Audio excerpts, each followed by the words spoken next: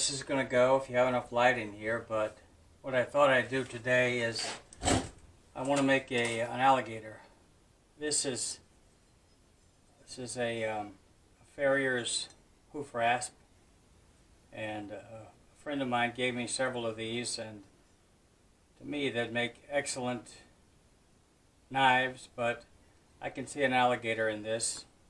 I think we can transform it pretty quickly. The first thing I want to do is I've got an old plumbing socket for bathroom fixtures or whatever, and I've cut some slits in it for a mouth, and I've capped off the one end with a washer. It'll be the back end of the head. But what we need to do to it is to put some eyes on this thing and some nostrils up top. To do that, we'll lock that in the vise. I'm going to use these nuts for the nostrils. I'm going to use these washers for the eyes, and I'll place them appropriately on the top. Let me get the welder started up and I'll bring you back. Alright, I've got the welder started up, got my welding helmet on and turned on. It's a self-darkening helmet, so I don't have to pull the front of it down every time. It'll self-darken as soon as the arc strikes off. Here we go. Watch your eyes.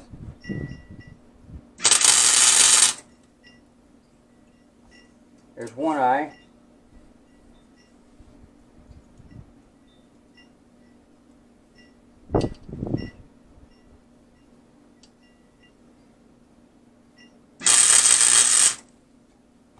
There's a second eye.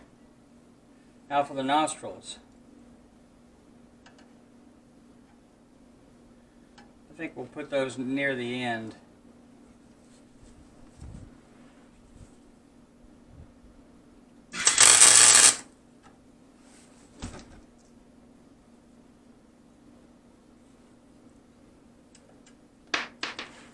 Oops.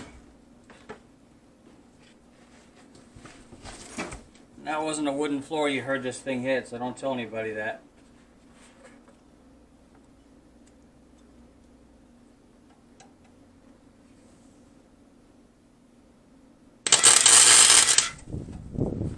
Okay, so now what we have is something that resembles an alligator's head.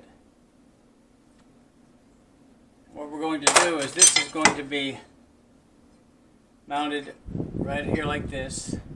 I'm not sure if I'll take a piece of round bar and make a quarter circle and mount it that way to have it stand off, or just attach it on. I think I'll just attach it on. I'll bring you back when that's ready.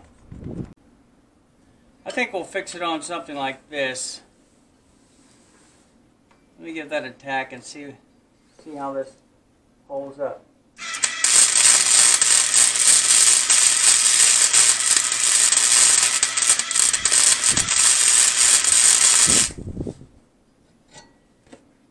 There we go. I think that'll be all right.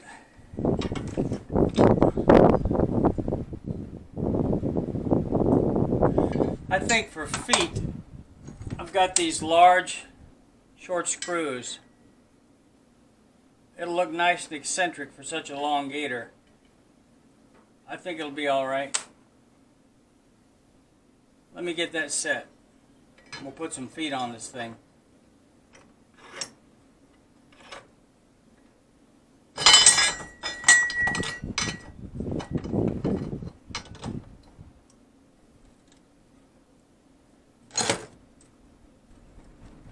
Let me make sure you can see that okay.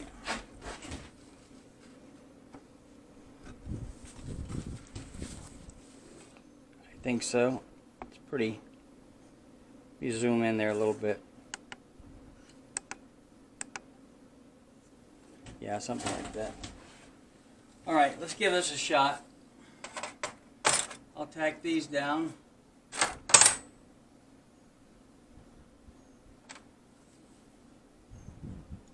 and then we'll put a tail on this thing.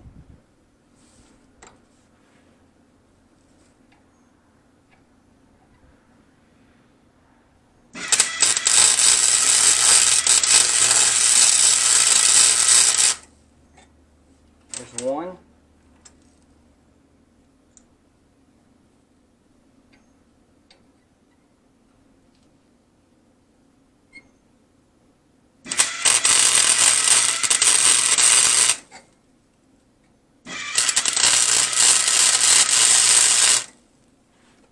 Okay.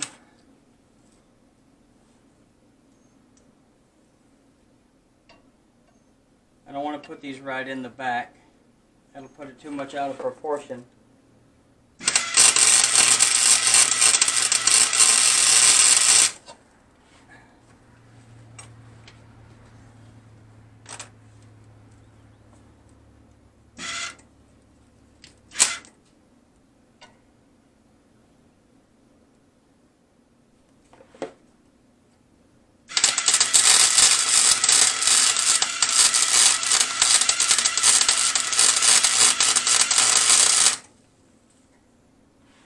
Okay, let's turn that over and see how it looks.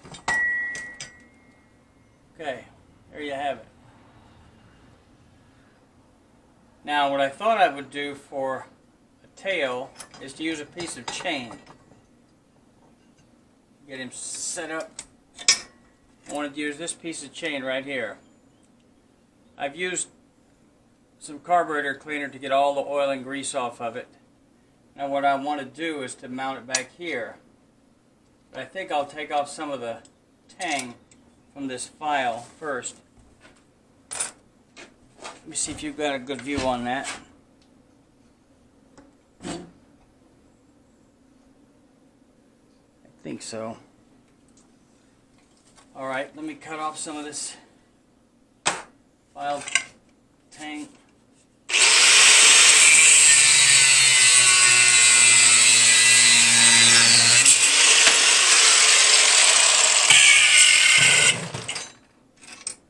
Now what I want to do is to put this on so that I could have it this way, but an alligator's tail moves this way. So I want to put it on that way. Let's give that a tack. Watch your eyes.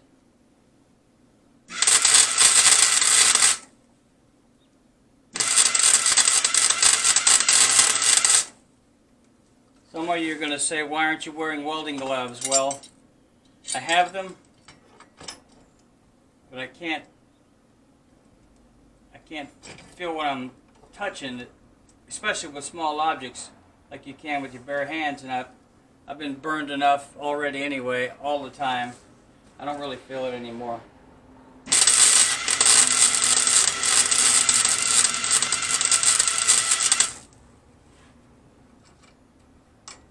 There we go. Now I could tack down some of these joints so you only get a little articulation. I think I'll leave it like that because when he's sitting flat out, you see it'll have a tendency to move on its own. A little cleanup and some green paint on that, and I'll bring it back to the finished product once that's done.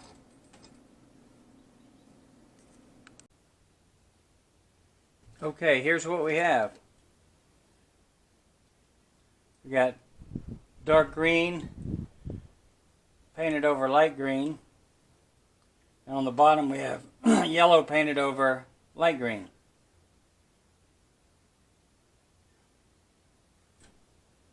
There you have it. Alligator.